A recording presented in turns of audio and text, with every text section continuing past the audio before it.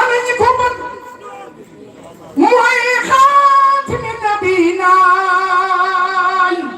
wa imaamul mursalin na ñëpp def ni nu magal Muhammadu Rasulullah moom yonent bi moom yonent bi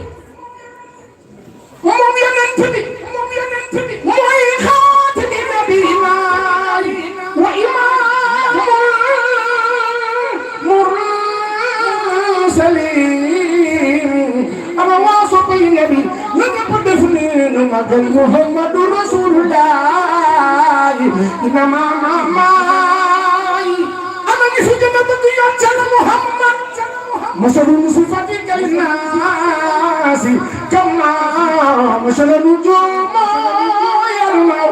wat na ni seen waajooje moom mooy Muhammadu Rasulullah anta misbaawoy ana waa kër yonent bi kulu fadin fa maakas turu illa andarikal ladu waaw lu ñëpp def ni ñu magal Muhammadu Rasulullah laka zaatulay sama gër gën ci gër ñi te ma yam ca la Muhammad yam ca la Muhammad yam ca la Muhammad yam ca la Muhammad Muhammadu Rasulullah ku farak moom doon laka zaatulay ana ni ko bëgg kulu minna la min xaybi wa mina alilama la sunaw na ñëpp def ni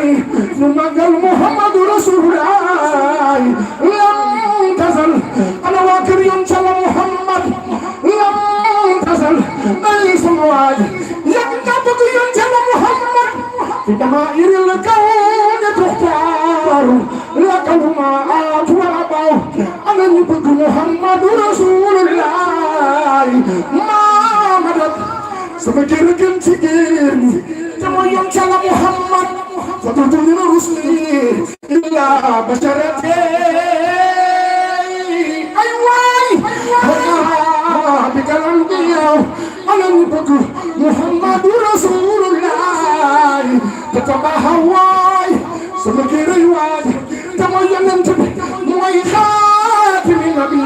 wa imaamul mursalin te mooy yoon ca la Muhammad borom ngalo ke jaam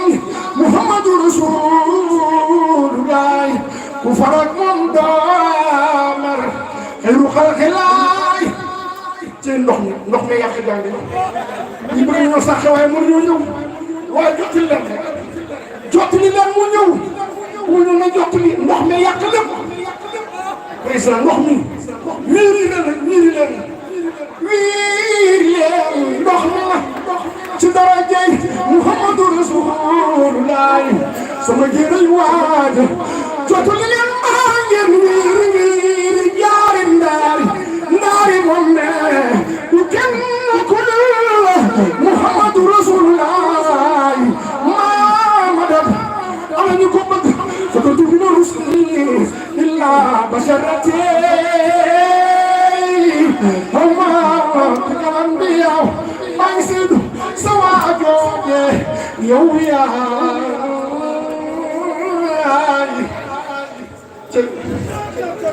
xam nga doo wax te takuma yoon ci leen yéen jàmm rek ngeen jàmm wóor na Rasul lu baax la wax boo koy def foo jàmm am jàmm da ngeen a baax moo tax yàlla ngeen am jàmm sama xol seet na buy waaye ndox mii moo téye saras waaye jotul leen rek wiiri rek ñëw ci ndaari imam je suis très content